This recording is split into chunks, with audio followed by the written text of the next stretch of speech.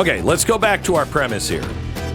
And this is a very hopeful premise. Remember, as an action-adventure fiction writer, if you had to figure out what the heck was going on in the world, and you didn't know that it was just, progressives, early 20th century progressives that, again, for some strange reason, hate the Jews and love eugenics, you might say, well, wait a minute. What have we learned in the last few years? We have learned that we cannot take on China with Taiwan.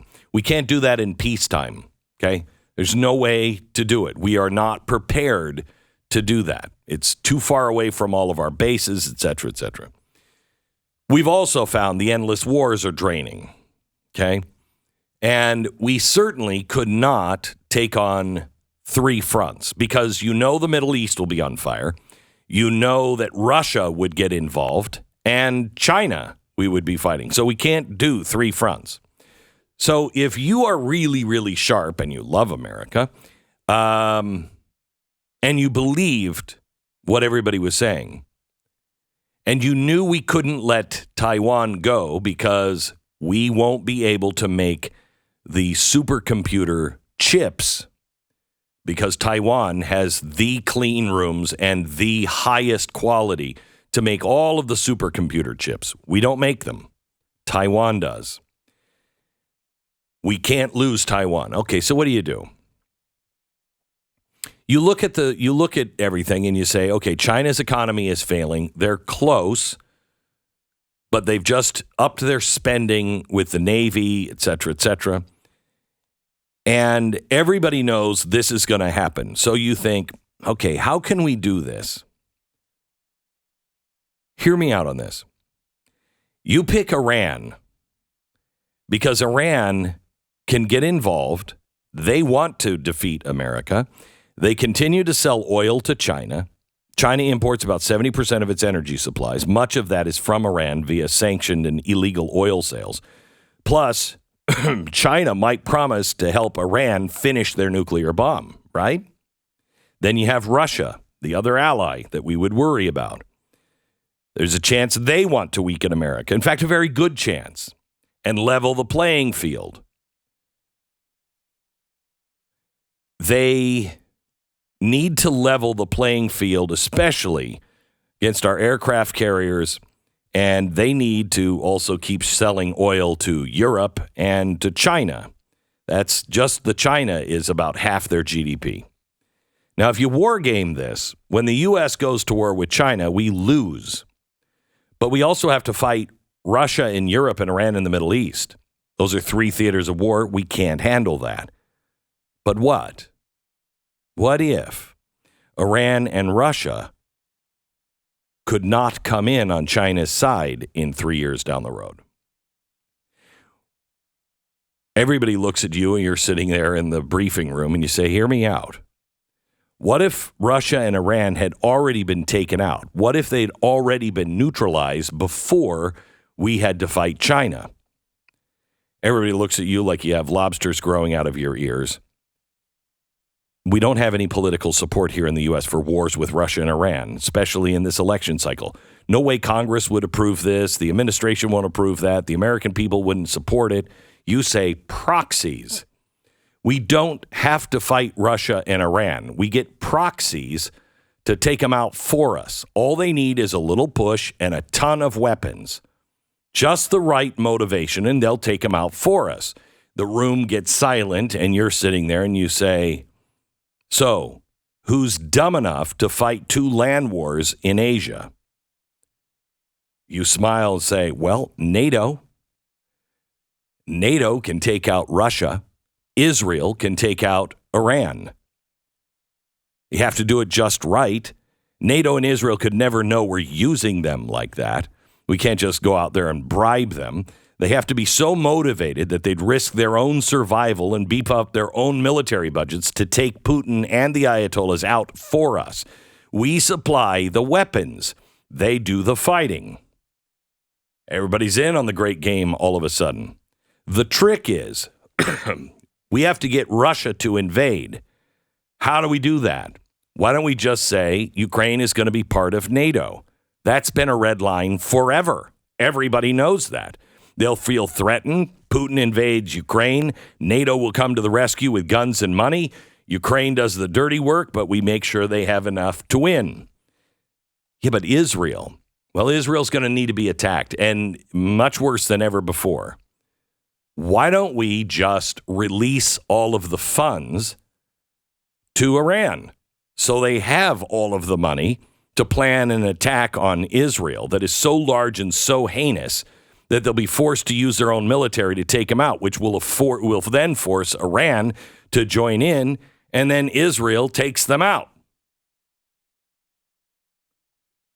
We just need the weapons, guys, because we need the weapons in 3 years when we're going after China, and all of our weapons are outdated and old.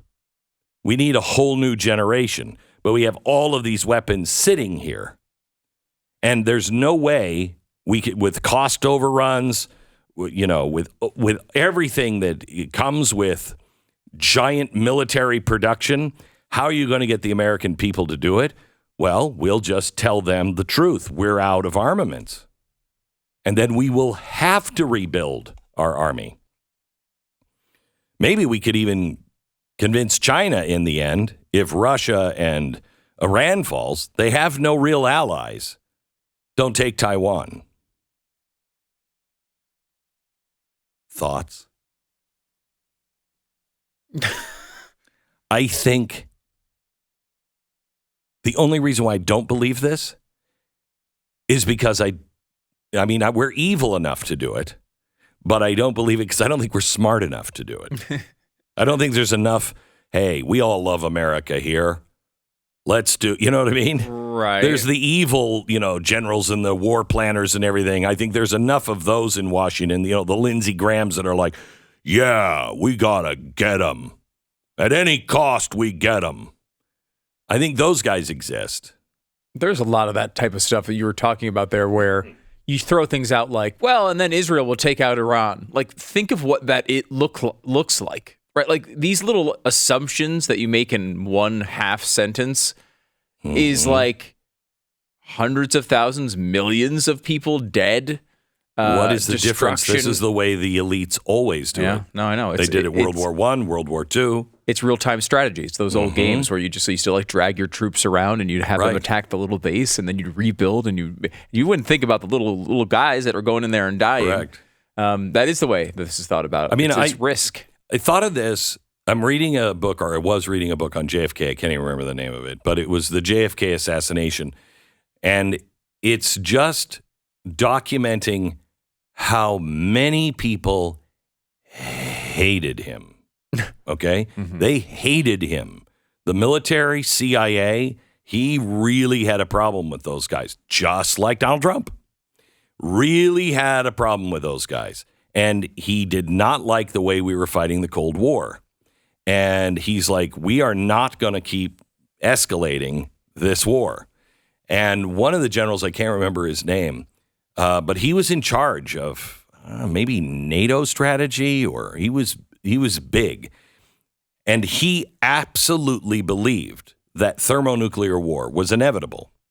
And he was pushing hard. Launch first. Launch right now. It's inevitable. So launch now. They'll never see it coming. We can take them out.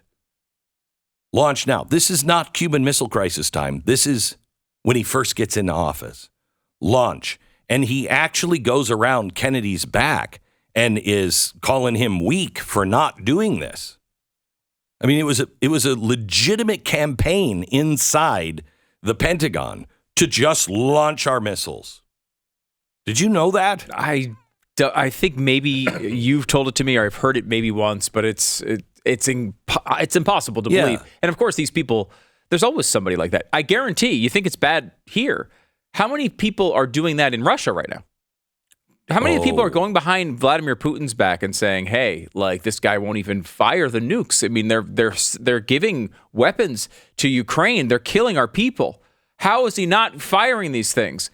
there's a huge faction inside of Russia who's pushing that hardline approach. And God forbid one of them wins an argument one day over vodkas, who God only knows what happens. Wait until you see what we're going to show you tonight about Russia and Iran and what they're actually doing and saying to one another and the language they're sharing with one another. It is spooky. It is they are serious. They are serious. Yeah. And so this is the biggest worry, right? There's just this instability everywhere right now.